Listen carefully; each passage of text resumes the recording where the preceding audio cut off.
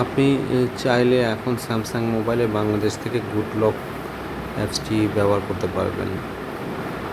এই good locks apps সম্পর্কে যারা জানেন তারা আগে জানতেন যে বাংলাদেশ থেকে গুড লক অ্যাপস ব্যবহার করা যাবে না, কিন্তু রিসেন্টলি 6.1 UI 6.1 আপডেট আসার পরে এটা উন্মুক্ত করা হয়েছে বাংলাদেশের জন্য।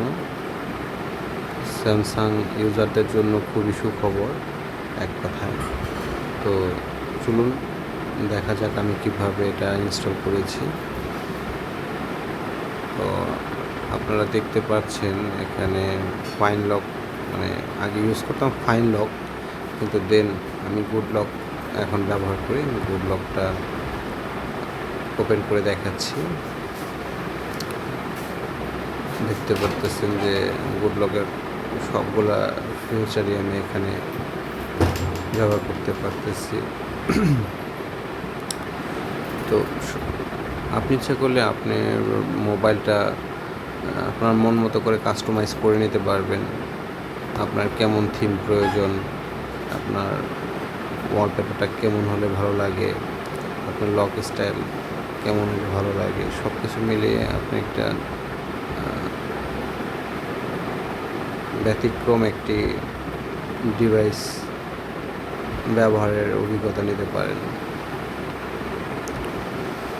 যাই হোক, এটা ছিল আজকের গুড লকস অ্যাপসের আর বিস্তারিত। তো আরেকটি বিষয় হচ্ছে, আপনি দেখতে পারবেন যে আমার এখানে লোকেশনটাও অন করা আছে।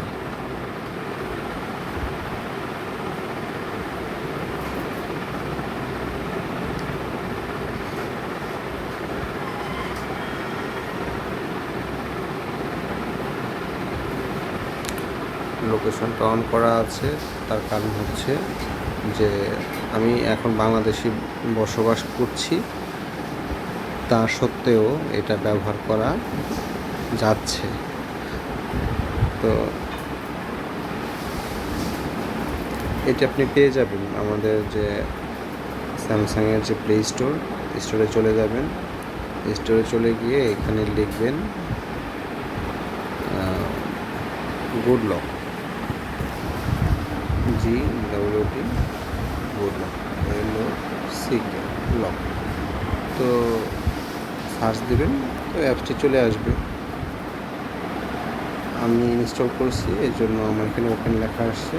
আপনারা সবাই ইনস্টল করে নেবেন। ইনস্টল করে নিয়ে ব্যবহার করবেন। খুবই চমৎকার একটি ফিচার। তো ব্যবহার করার পরে অবশ্যই কমেন্টে জানাবেন কেমন লাগলো আপনাদের এই আপডেটটি পাওয়ার পরে।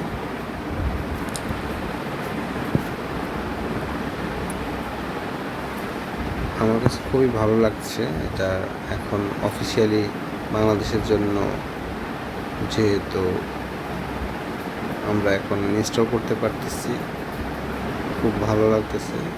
তো স্যামসাংকে খুবই ধন্যবাদ